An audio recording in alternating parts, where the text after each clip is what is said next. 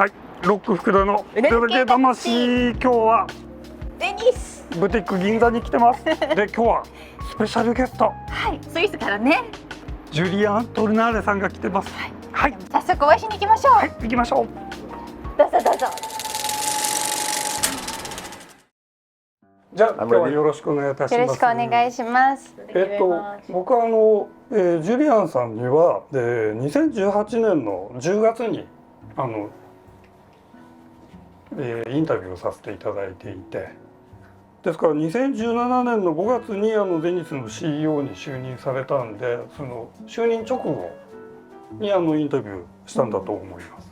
でその時にもともとその金融関係のお仕事をされてたのが、時計業界に2000年にバシュロン・コンスタンタに入ったということで、時計業界に転身されたその理由をお聞きした時に、自分の手で持つことができるものを人に売るっていうのは素晴らしい仕事だっていうことに気がついて、でスイス人の自分がその時計の魅力に改めて気がついたんだよってことをおっしゃってたんですね。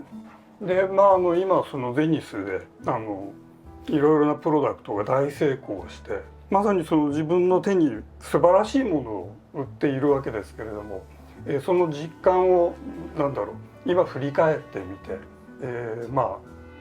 どう思われてるかっていうのを改めてお聞きしたい。I feel great. I still like representing a Swiss brand very much. Not only because I'm Swiss, but because it's a beautiful industry of a small country like Switzerland. And you are right, we manage to bring Zenith to a completely different level. Despite the difficult environment with COVID and the situation even today, but we really managed to bring the brand into a completely different league. So I'm very happy to see you again and to talk to you about this beautiful brand. ジャンクロード・ビバーさんに直接、声をかけられて、ゼニスに入ることになって、その時にそのゼニスの未来について、たった2人で3時間も話し合ったと、いうことをおっしゃっていたんですけれども、今でもビバーさんとは交流があるんでしょうか？ Yes, of course. I mean, Jean-Claude Biver has been a source of inspiration for many people in the watch industry, including me. So it was one element of me deciding to join for sure. And yes, I'm still in touch. Of course, he was my boss, and after he became my friend. So we are still in touch. He still gives me advices here and there, and I still also follow on what he's planning to do, with his own brand. So it's exciting, and it's a nice and friendly relationship now. で昨年ですね、2021年の1月にCOVID があったんで、これオンラインだったんですけど、グループインタビューということでオンラインでお話を伺った時に、これクロノマスタースポーツの発売直後だったんですけれども、ジュリアンさんおっしゃってたのが、クロノマスターとデファイは戦略的だと、ストラテジックだと、でエリートとパイロットっていうのは戦術的だと、トラクティカルだというふうにおっしゃってたんですね。その4つのコレクションについて、これの意味を改めて、教えてください。When I came on board, we were just starting to relaunch DeFi. DeFi represents today and the future of Zenith, with a lot of innovation, new colors, new things. In DeFi, we can do all the crazy things. We can have the big fun. Then DeFi gave me the opportunity to have time to redesign Chronomaster, because Chronomaster needed to be more contemporary in terms of design, in terms of look, in terms of feel. And thanks to DeFi's success, I had a little bit of time to prepare the big comeback of Chronomaster. Because for me, these two are really the two most important, in a way, the two most strategic product line, as you say, you're right. But I don't forget the other ones. And I can tell you that next year is going to be the big comeback of Pilot. Because Pilot is also important. We are the only brand allowed to have the name Pilot on the dial. We have the heritage, but what we needed is also a more contemporary comeback of Pilot. So next year is a contemporary comeback of Pilot, but then I stop. Okay, thank you for stopping. The angle we will take about the Pilot watches will be totally different from the other brands in Pilot. Very different. Voilà. Tac. パイロットって何かこう周年だったりとか、このタイミングの意味はあるんですか？来年という。No anniversary. It's just I would say a logical chronology, because first I really needed to establish DeFi strong, come back Chronomaster, and once these two are ready, in parallel, of course, I started to work on how to come back with Pilot. And it's just a question of now we are finally ready. It took me time to find the right design, the right approach, but now I'm very confident that even if DeFi and Chronomaster are still the pillar, strategic pillars, Pilot will come back as a third very important one, for sure. 楽しみですね。We look very much forward to Me too, seeing me too, the rebirth of Pilot in the next years. me too. No, it's important. はい、私も楽しみにしてそうなるとエリートのあれも気になっちゃいますけど、ここでちょっと趣旨を変えて、ゼニスのブランドアンバサダーの方に関してちょっとこの間ニュースもあったのでお聞きしたいんですけれども、他のブランドですと結構そのインターナショナルで共通のアンバサダーを添えていらっしゃるところが多いんですけれども、ゼニスというブランドはローカルのアンバサダーを別にきちんと選んでいるっていうところがあって、それがすごく興味深いなと思うんですけれど、何かそれに関して理由はあるんでしょうか？ You know, Zenith is a very true and authentic brand. When I say that, I mean that we have a long heritage, but when I say authentic, all the stories we tell are true. We don't make up marketing at Zenith. You can visit the manufacturer, you can see everything. It's a very true company. We are also one of the last watch manufacturer to guarantee that 100% of the watches, they have a Zenith movement. We don't buy movements from outside. So again, very authentic. So in terms of ambassador, I was not interested in just a very big famous person from Hollywood or something to do what I call a red carpet effect. You know, you show the pictures and no. I wanted to go closer to the different markets, to the different countries, to the different cultures, and find someone also authentic that can talk about their philosophy of life, which has to match the time to reach your star. So every ambassador that we select, I have a discussion, and I am interested to listen to the story, to the journey, not too much the achievement itself, because they are famous, they are celebrities, okay, but about the journey. And I like people able to talk about the journey, because this is exactly the philosophy of the brand at Zenith. So it makes sense for me not to go with superstar just because they are superstars. なるほど、よくわかりました。Understood fully. Thank you so much. でお二人ねいらっしゃると思うんですけれども、竹内涼真さんすごくね若い世代にも影響のある俳優さんで、ご自身ですごくねテニスがお好きだとここにも遊びにいらしたことがあるっていうのをお聞きしてて、まだ涼真君はお会いされてないかなですけど。Absolutely. It's a big frustration of mine because of COVID.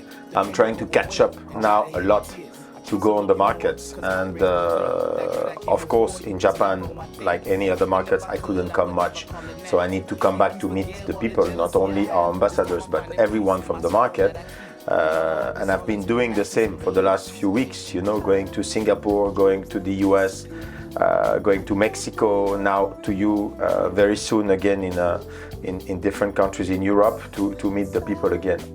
ホラン千秋さん、もう一人の方にはイベントでねお会いされたっていうお話をね、シンガポールでお会いされたって言うんですけれど、印象などいかがでしたか？ Incredible personality, exactly the way I like, very authentic again, which is exactly what I'm looking for at Zenith. Perfect, in line with Zenith. No show off, no bling bling, you know, very true. And I think people today young people even more and more, they want to feel the brand is true, is honest. They want to buy something which is deeply true and not only about the makeup, but the reality inside the heart. And Zenith is all about that. And she made me this impression like all the other dream hers, all coming from different countries, different cultures, and people that usually when they talk to the press, when they are outside, they show the good side of themselves. Here they were together and so authentic that they shared that they have also downs, they have also difficult moments in their life. And it was incredible as these women, they really show another side of their life and of their experience. So fantastic cross-cultural, authentic experience. じゃあ、時計について、お伺いしたいんですけど、まずクロノマスター、クロノマスターの近年で一番のヒット作だと僕は思ってますけれども、何がヒットの一番の、原因、理由だったかっていうのを、教えてください。The key is probably that people were waiting for such a comeback on Chronomaster.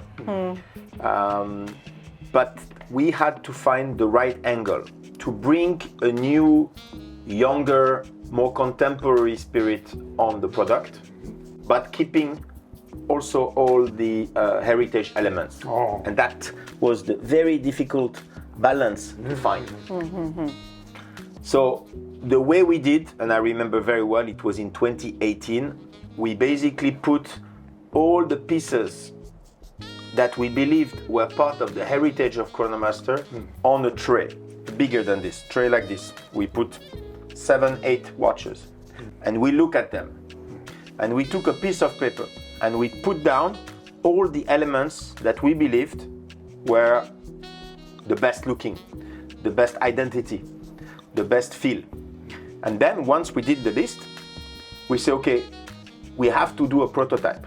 So we did 5 different prototypes, slightly different. And once we got close to this one, it was almost like this. We saw the watch, we said, this is it, immediately, And it was very nice because we also decided with a small group of people to write secretly which one we believe the best, okay? Because if I start to say, this is the best, maybe some people will be influenced by me. Or if someone from product says, this is the best, maybe I get influenced. So I said, I want no interference. Each of us, we say, and 5 out of 5 picked up that one. So then I was very confident on the choice. That's how we came back with this. We started from the A277 from 1965. We took the Rainbow, of course, and we took the DeLuca. 3 watches that inspired this one. But if I can add something, we are part of the company, we believed it was the right result. But the only real judge is the client. And until the day we launched it in January 2021, and we launched it at midnight Swiss time, then I went to bed. Then I wake up at 6 and I can see I receive messages from 2 regions. Asia, because you're already up, and West Coast America, because they are not yet in bed. And these 2 regions, I got tons of messages from the retailers saying, oh, this is incredible, I received 15 orders, 20 orders, 25 orders from everywhere. It never happened like that. So then we had the answer, if we did a good job. Wonderful. そしてですね、この中でもゴールドモデルが売れてるという話をお聞きしたんですけど、何か理由はお分かりになりますかね？ Yes, I think, we started with steel and 2 dials, white dial, black dial. So quite simple strategy at the beginning. And we got so much demand that we say we cannot increase the production immediately. Again, because we use our El Primero movement, so we need time to produce it. So we said we had demand from different colors, we had demand from gold, we had demand for bicolor, and we said, okay, let's stick on gold and bicolor first. We do small quantities because the gold is also produced in small quantities, the bicolor also, because we still have so much backlog and demand on the steel. Believe me, I already have fantastic project for the years to come in terms of colors, stone, different development that we will put on this one. But I cannot now because I don't have the capacity yet. You know, I need to wait a bit more time. But I'm already ready for the next developments. So we go step by step. And I think bicolor and gold were the two next logical move for this piece. で続けてクロノマスターオープンですけれども、今年2022年に、サイズが小さくなって、ムーブメントも、エルプリメルの3600が乗ってというふうに進化はしてるんですけれども、ジュリアンさんが就任される前からあるコレクションで、先ほどその戦略的ってお話もありましたけど、今のクロノマスターオープンの、位置づけというか魅力っていうのは、どこにあるっていうふうにお考えでしょうか。Yeah, you are totally right, and I always thank my predecessor to have had a very good idea, because the El Primero is so much a mythical, almost magical chronograph movement. And when it was launched in 2003, the idea was to show the heartbeat, to show the movement, the regulating organ of the El Primero movement. And I think it was a fantastic idea because so many people, they don't want a full skeleton, but they still want to feel this energy given by the movement. So I think it was a fantastic idea. Logically, with the comeback of the Chronomaster Sport Original, the Open needed to be done. And we were thinking, should we do it? Should we not do it? I said, yes, we should do it because the Open became also a signature product from Zenith. And I think it was important for our clients to bring back also the Open to life, also in a much more contemporary way. As you said, 1/10 of a second with the 3600 movement and with a size that we believe is going to fit everyone. You know, of course, if you want a big watch, you don't go for that. But we believe this was the right size because the Open is a little bit horological in terms of spirit. So I think people buying such product, they don't want a big watch. They want something quite easy to wear. 少し時計の何でしょう、ムーブメントとか仕様という部分とはちょっと異なってしまうんですけれども、世界中でいろんなマーケットをジュリアンさん見ていらっしゃると思うんですけど、日本のそのゼニスファンっていうのは、どういう位置づけですかというか、どんな印象をお持ちですか？ First of all, I think in Japan still people are very knowledgeable in watchmaking and very interested by the movement. That's why even years ago, when maybe the branding was not yet strong like today, in Japan there always has been a very big respect for the El Primero, for the history of the brand. Now, of course, we have this fantastic asset of the El Primero, and we have been reinforcing the brand, the branding, the awareness, the appeal of the company, of the name Zenith. So now, of course, in Japan, we also benefit from a big takeoff, like everywhere in the world. But in Japan, it's always been something special. People always valued the El Primero in a different way, and I think still today. Probably because Japanese people are very sensitive to technique, and they like to understand the details more than other markets. So I think this is something that is definitely helped us in the past and continues today, because today we can see that the technical aspect is very strong, but the brand has become strong as well. So we really have this slightly different approach. And also, I would say in Japan, like in the other markets, the average age of our clients has gone down. You know, has gone very much down. So that's a good news for us, because we need to capitalize also on new generation. And Japan being sometimes a little bit more traditional than other markets, we didn't really know if we could manage to also interest more the younger generation. Now it's happening.